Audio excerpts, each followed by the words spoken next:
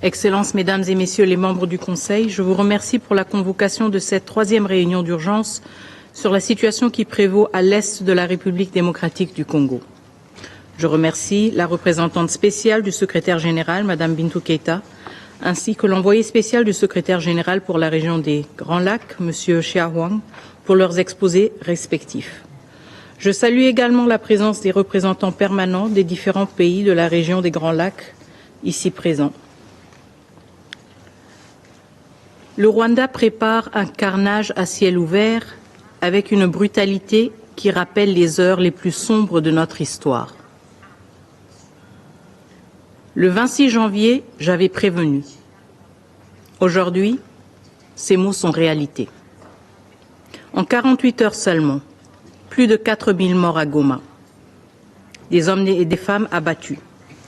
Des enfants témoins d'exécutions sommaires, tués sans distinction ou exécutés avec une précision glaçante, comme le chef coutumier de Kiziba, abattu avec son épouse et ses 3 enfants le 11 février, comme l'artiste Delka Idengo, assassiné le 13 février pour imposer le silence.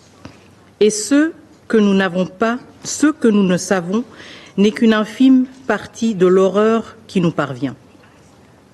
Mais l'horreur ne s'arrête pas aux exécutions. À Goma, la vie est suspendue, prise en otage par la guerre. Plus de 4500 blessés ont afflué vers des hôpitaux débordés. 500 corps ont été retrouvés calcinés dans la prison de Munzenze après des exécutions en masse. Chaque jour, la Croix-Rouge et le CICR ramassent des cadavres dans les rues, tandis que les morgues dépassent leurs capacités. Dans des camps de fortune, les cas de Mpox, choléra et rougeole se propagent, menaçant des milliers de déplacés sans accès à l'eau potable. Ceux qui survivent risquent de mourir autrement, sans aide, sans soins, sans évacuation. Les humanitaires sont pris pour cible, l'accès aux sinistrés bloqué. Voilà ce qui se passe quand un groupe terroriste prend le contrôle d'une ville et impose son administration criminelle sous le regard de ce Conseil. Ce Conseil qui observe, ce Conseil qui condamne, mais ce Conseil qui n'agit pas. Et maintenant, Bukavu. Même scénario. Pillage, hôpitaux détruits, routes coupées. Une guerre qui tue aussi par la faim et la privation des soins. Mais là encore, ce n'est pas suffisant pour ceux qui mènent cette campagne de terreur. À la privation s'ajoute l'exécution. À l'effondrement humanitaire s'ajoute la barbarie.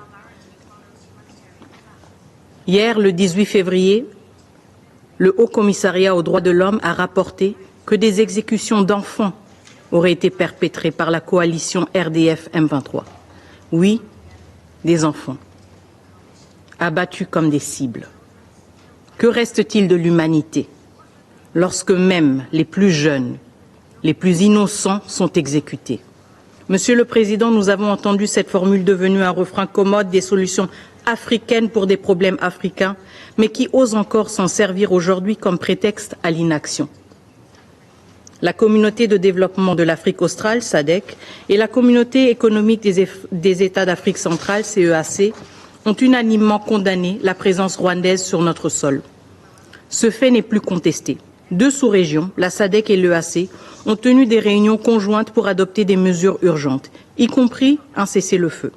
Quant à l'Union africaine, son Conseil de paix et de sécurité, réuni au niveau des chefs d'État le 14 février, a appelé au retrait immédiat de toutes les forces étrangères non invitées de la RDC. En d'autres termes, le Rwanda.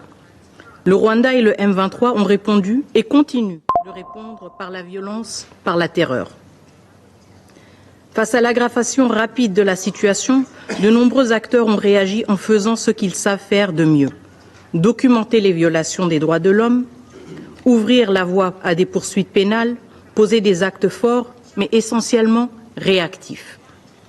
Nous saluons la récente décision du Conseil des droits de l'homme de l'ONU d'ouvrir une enquête sur les exactions dans l'Est de la RDC, ainsi que l'appel de la CPI à recueillir des éléments de preuve sur ces crimes pour traduire les responsables en justice.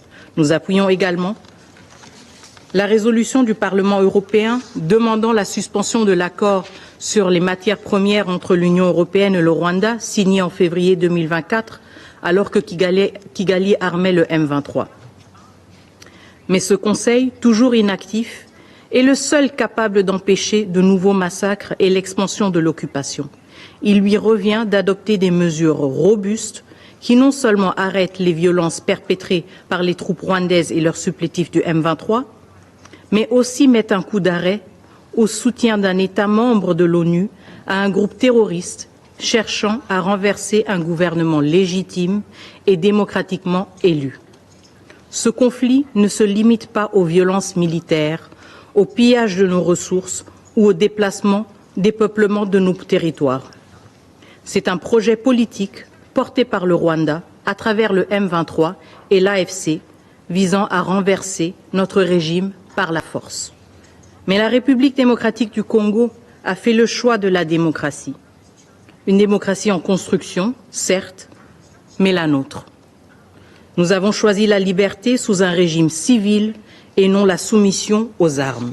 Nul ne peut nous arracher ce choix, surtout pas un régime qui, depuis 3 décennies, s'efface derrière un homme qui confond l'État avec son pouvoir personnel. Ce contraste est saisissant. D'un côté, un peuple qui bâtit son avenir sur la volonté populaire, de l'autre, un régime qui ne survit que par la force, l'intimidation et la répression. Aujourd'hui, ce modèle de gouvernance par la peur tente de s'imposer chez nous. Ce n'est pas seulement une guerre pour un territoire, mais une guerre contre notre choix souverain d'un avenir différent. Le M23 et ses soutiens rwandais cherchent à imposer par les armes ce que les urnes ont rejeté. Mais le peuple congolais dit non. Un peuple dont l'âge moyen est de moins de 25 ans, un peuple marqué par la guerre et les promesses ajournées, mais qui refuse la loi des armes. Il veut choisir ses dirigeants dans les urnes et non sous la menace des canons. Il refuse d'être la génération sacrifiée d'une violence imposée de l'extérieur. Monsieur le Président, ce Conseil doit intervenir. Le Conseil ne peut se contenter de rester silencieux face à ce drame. Il ne peut pas se cacher derrière des déclarations d'intention. Le moment est venu de faire respecter les principes qui définissent cette institution, la paix, la sécurité, le respect du droit international. Le droit international est universel, il s'applique à tous. Même s'il faut aspirer à des solutions africaines, on ne peut pas rester les bras croisés lorsque des civils sont tués. Ce n'est pas la solution, et c'est en tout cas pas une solution africaine. Nous réitérons qu'il y a urgence à prendre des mesures. Nous exigeons une action immédiate. Le Conseil de sécurité doit tout d'abord exiger que le Rwanda cesse les hostilités. Il faut exiger le retrait des troupes rwandaises du territoire de l'RDC. Ces forces ont foulé aux pieds le droit international, entraînant dans leur sillage la mort, la dévastation. Elles ont violé notre souveraineté. Leur retrait n'est pas négociable. Ce retrait est impératif. Deuxièmement, le Conseil de sécurité doit imposer des sanctions ciblées, notamment des gels d'avoirs, des interdictions de voyager pour la structure de commandement des forces de défense rwandaises, ainsi que les décideurs politiques qui sont responsables de cette agression, y compris ceux qui prétendent ne pas savoir où se trouvent leurs propres troupes. Il y a des milliers de soldats rwandais qui dirigent les opérations du M23 dans notre pays, alors que le président du Rwanda se contente de nier et d'affirmer « je ne sais pas ».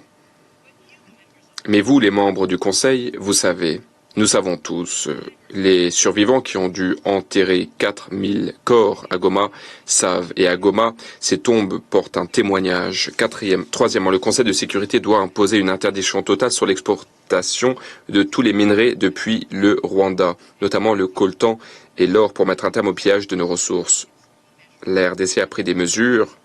Un certain nombre de sites miniers ont été identifiés, notamment à Rubaya, car depuis ces sites, le Rwanda exporte de façon illégale tous les mois 150 tonnes de coltan. Mais ces mesures ne sont pas suffisantes. Tant que le Rwanda pourra piller nos ressources en toute impunité, cette guerre continuera. Quatrièmement, le Conseil de sécurité doit immédiatement révoquer le statut du Rwanda en tant que pays fournisseur de contingents pour les missions de maintien de la paix des Nations Unies. un pays qui assiège les bases de la MONUSCO, qui cible les avions de la mission, qui lance des attaques meurtrières contre les casques bleus, qui par la suite utilise le rapatriement de casques bleus décédés en tant qu'outil de négociation, ce pays a foulé au pied les principes du maintien de la paix. C'est une contradiction qui sape la crédibilité même des Nations Unies. Le statut du Rwanda doit donc être révoqué sans délai. Cinquièmement, le Conseil de sécurité doit imposer un mécanisme de notification et de signalement pour toute vente ou tout transfert d'armes vers le Rwanda. Toutes les cargaisons d'armes en direction de Kigali doivent être déclarées. Il est inacceptable que ces armes continuent d'atteindre ces groupes qui sont responsables de massacres et de déstabilisation régionale. Le Président, 3 réunions en moins d'un mois. Aujourd'hui, vous avez tous condamné le Rwanda dans vos discours. Je m'excuse. Tous, sauf les A3, à savoir l'Algérie, la Somalie et la Sierra Leone. Mais il n'y a toujours pas de résolution. Le temps des compromis interminables est révolu. Il est temps d'agir. La République démocratique du Congo exige un vote public dans les plus brefs délais sur une résolution qui dénonce clairement l'occupation du Rwanda et qui exige le retrait de ses troupes. Une résolution qui défend la Charte des Nations Unies. Assez de prétextes, assez de relativisme culturel derrière lequel se cache un attentisme aux conséquences tragiques. Que chacun assume sa position au grand jour. Monsieur le Président, Excellences, Mesdames et Messieurs les membres du Conseil, il est temps de voter. Je vous remercie.